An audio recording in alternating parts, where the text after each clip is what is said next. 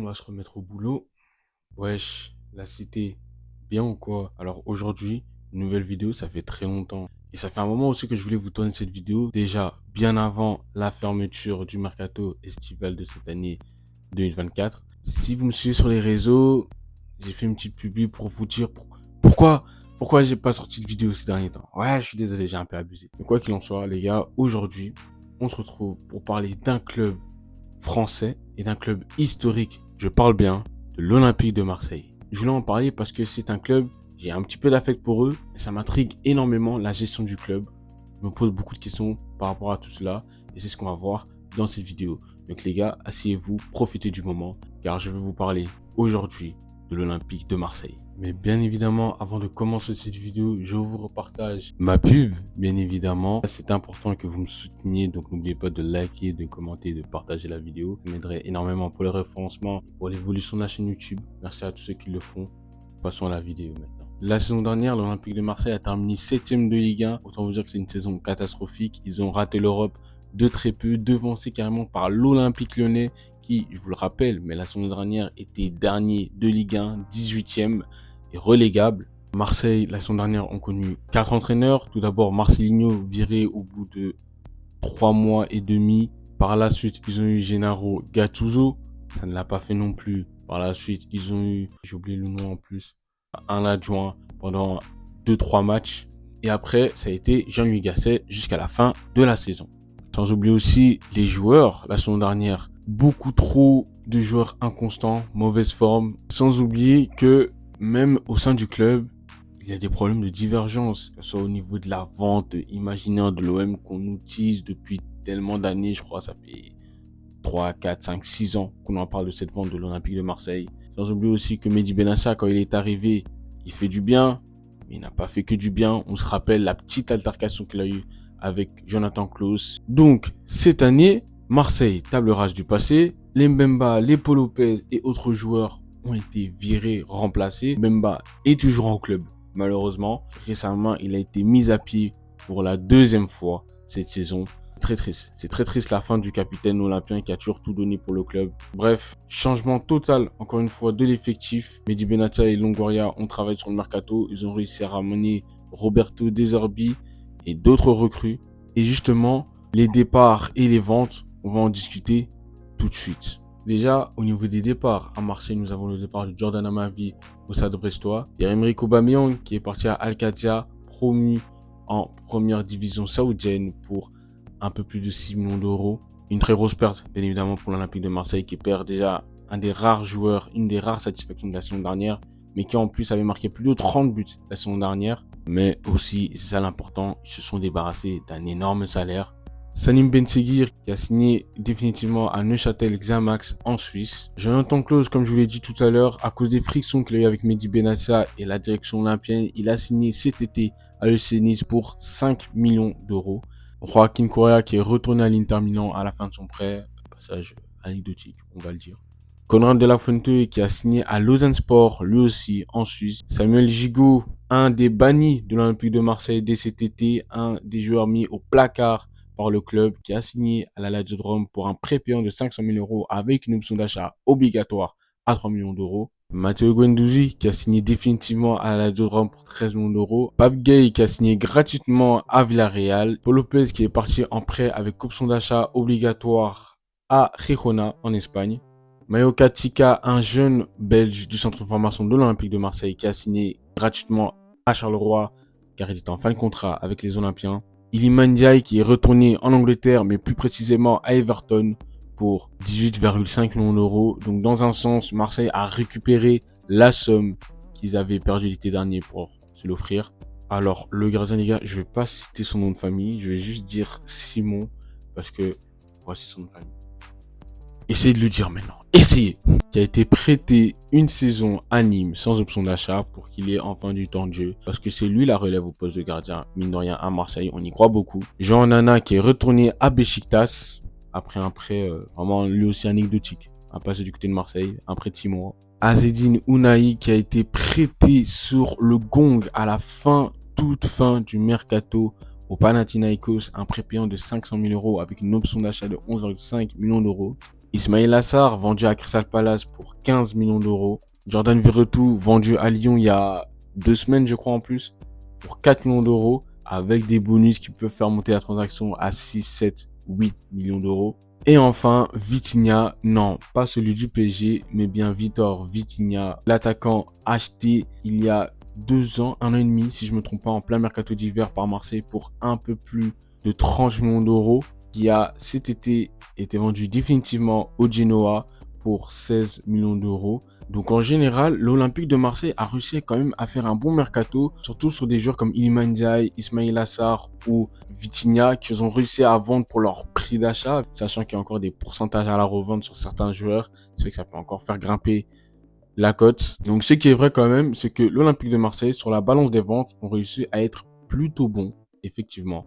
Maintenant, on va se pencher sur les arrivées du côté de l'Olympique de Marseille parce que là aussi, ils ont pas mal dépensé. Je vous l'ai dit, l'Olympique de Marseille, ça change l'effectif de tout en tout. Sur les arrivées, on peut commencer avec Kylian Brassier, arrivé cet été en provenance du Stade Brestois, en prêt payant avec une option d'achat obligatoire de 11 millions d'euros. Valentine Carboni, auteur d'une excellente saison à l'AC Monza en Italie, en première division italienne, est arrivé à Marseille pour un prêt payant de 1 million d'euros avec en plus une option d'achat à 35 millions d'euros. Derek Cornelius, défenseur central canadien qui jouait à Malmö la saison dernière, a signé à l'Olympique de Marseille pour 4 millions d'euros. Geoffrey Delange, arrivé tout droit d'un club des Pays-Bas qui s'appelle Go Ahead Eagles, première division hollandaise, pour 2 millions d'euros pour être la doublure de Geronimo Rulli, lui aussi recrue arrivé tout droit de l'Ajax Amsterdam pour 4 millions d'euros. Mason Greenwood est arrivé en provenance de Manchester United pour 26 millions d'euros. Alors vraiment, Mason Greenwood, on connaît dans quel état il est arrivé à Marseille. On connaît aussi les circonstances, tout ce qui s'est passé autour. Mais nous ici, on va essayer de se concentrer vraiment juste sur le terrain et que sur le terrain. Même si Greenwood peut être la pire des personnes sur un terrain de foot, c'est quand même très très fort. Déjà, United nous avait montré pas mal de belles choses. À Retafe, il s'est très bien relancé. Cette saison à Marseille encore, il commence très très fort la saison. Et seulement 26 millions d'euros, s'il n'était pas comme ça, je pense que Manchester United ne l'aurait pas lâché. Mais surtout, il aurait valu 50, 60, voire 70 millions d'euros. Et on aurait parlé de lui comme le prochain Ballon d'Or. Pierre-Emile Højbjerg, arrivé en provenance de Tottenham en prêt avec option d'achat, qui lui aussi son option d'achat est quasiment automatique. Je pense que là, c'est une option d'achat aux alentours de 10-12 millions d'euros, si je ne me trompe pas. Ismaël Koné en provenance de Watford pour 12 millions d'euros. C'était la première recrue de l'été du côté de Marseille. Paul Lirola qui était de retour de son prêt un petit peu raté du côté de Frosinone. Alors qu'on s'attendait à ce que lui aussi il quitte le club. Finalement, il est encore là. Je tourne cette vidéo après la victoire d'Olympico 3-2 in extremis de l'Olympique de Marseille face à l'Olympique lyonnais. Et Paul Lirola, qui entre en jeu, une passe D. Est-ce qu'il a relancé sa carrière du côté de Marseille? Avec un entraîneur qu'il connaît bien et qu'il aime bien, ça ne pouvait faire que des étincelles. Neil Maupay, arrivé en provenance de Everton dans un prêt payant de 500 000 euros avec une option d'achat obligatoire, là aussi de 4 ou 5 millions d'euros, alors qu'il était en fin de contrat dans 1 an. Marseille. Bamo Meïté, qui était déjà là la saison dernière à Marseille, c'est juste qu'ils ont levé son option d'achat de 10,5 millions d'euros cet été. Et Iwayi, recruté en provenance du RC Lens pour 25 millions d'euros, qui, c'était quand je crois, en 2020-2021, avait fait une interview dans laquelle il disait qu'il allait jamais signer à Marseille.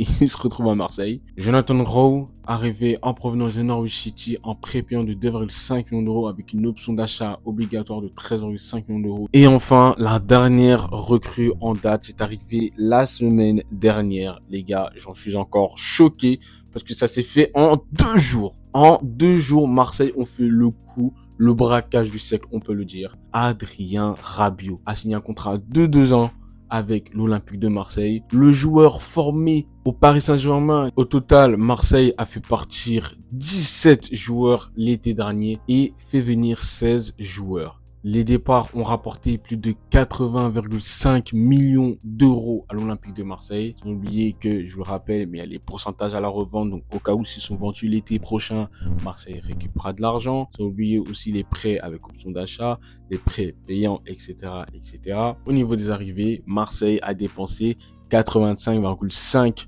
millions d'euros, ce qui fait une balance négative de 5 millions d'euros. Bon, ça va. c'est petit.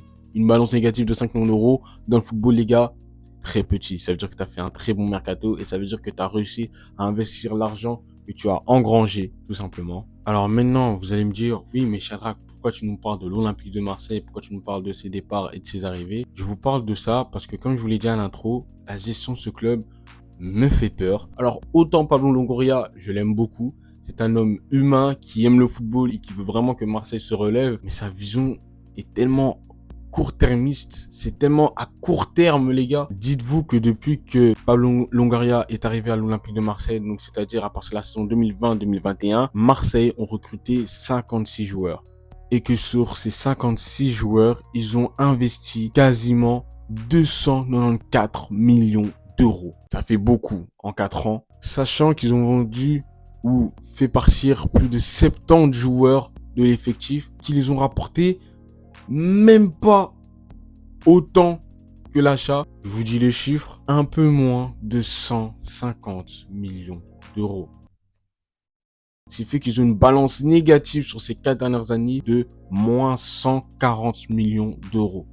Et pour vous dire, le club français qui a une balance négative plus élevée que celle de l'Olympique de Marseille, c'est le Paris Saint-Germain. Mine de rien, il a un bras extrêmement long, très très compétent, Pablo Longoria. Il n'y a aucun souci. Mais le problème, c'est que le poteau, il dépense par moment, sans compter, on a l'impression. Mais quand même, l'Olympique de Marseille, ça a beaucoup dépensé, ça a très peu rapporté d'argent. On se rappelle qu'à Marseille, tous les jours, ça nous parle de crise. Les gars, franchement, est-ce que vous avez déjà vécu un mercato olympien?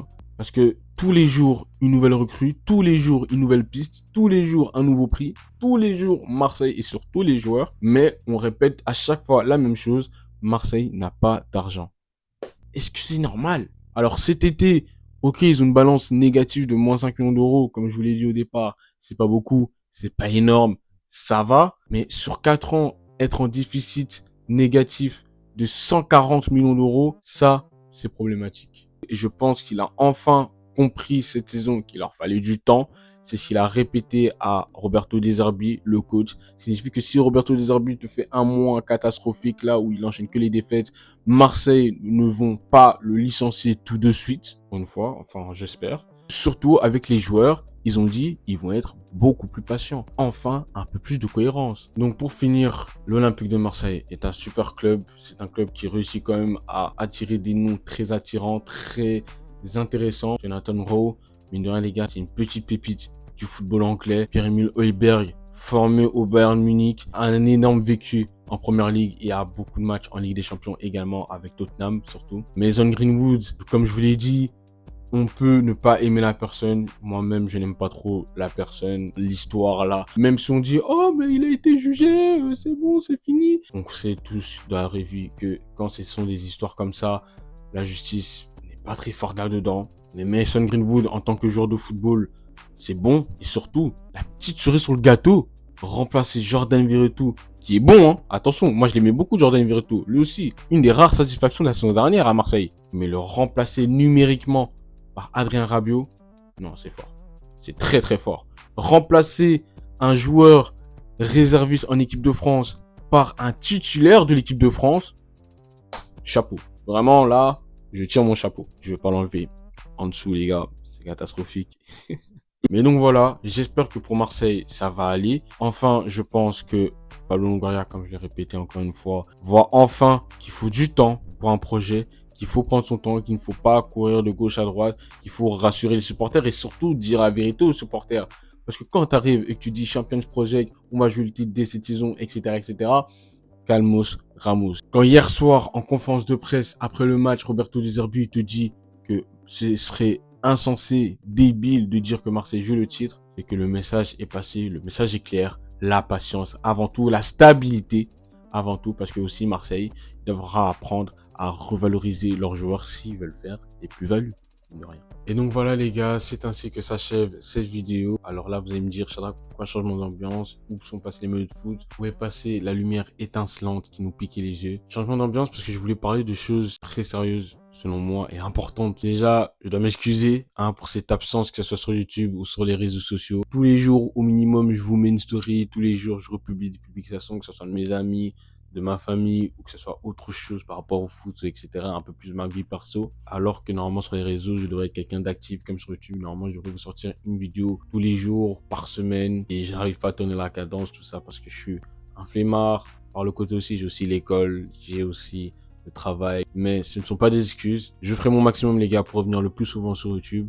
Je me suis fait une petite promesse et je pense que si je m'y tiens bien, ça devrait le faire. Si je suis bon, si je suis assez bon dans le montage et assez fort, normalement cette vidéo sortira le 26 septembre 2024. Pourquoi exactement le 26 septembre? Donc pourquoi je dis? Tout simplement parce que le 26 septembre fera 1 an que j'ai créé cette chaîne YouTube et que surtout j'ai posté ma première vidéo YouTube. Il y a eu quand même quelques vidéos, je réussis il a même fait quand même quelques vues, je suis content.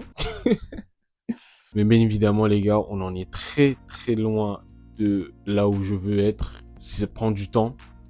Et ce temps, malheureusement, je suis un peu impatient. Mais c'est quelque chose que YouTube m'enseigne et que surtout la vie m'enseigne. C'est être patient. Les bonnes choses vont arriver. J'espère pour moi que ça va réussir. Et j'espère que vous prenez toujours du plaisir à regarder mes vidéos. Parce que YouTube, je l'ai déjà dit, c'est quelque chose, un rêve de gosse. Je fais ça depuis petit. En tout cas, parler de foot et YouTube, je fais ça tout le temps. YouTube, tous les jours, je regarde minimum 3, 4, 5, 6, 10 vidéos YouTube par jour. Sur les réseaux aussi, les gars, je reviens. Ne vous inquiétez pas. Je vais essayer de vous publier du contenu un petit peu ici, de gauche à droite. N'ayez pas oublié, les gars, Maria Gossip. Je serai toujours là, les refs. Je vous ai proposé pas mal de sons. J'aime beaucoup le son. Bien évidemment, vous le savez. Je continue à en faire. Même si je suis pas le meilleur, je vous l'avoue. Mais je pense que ce serait quand même intéressant d'aller écouter mes sons. Donc, on va streamer les 3 derniers sons. Je te les affiche juste ici. Et nous, on se retrouve très très vite pour une prochaine vidéo, les gars. C'était Chacha. Peace.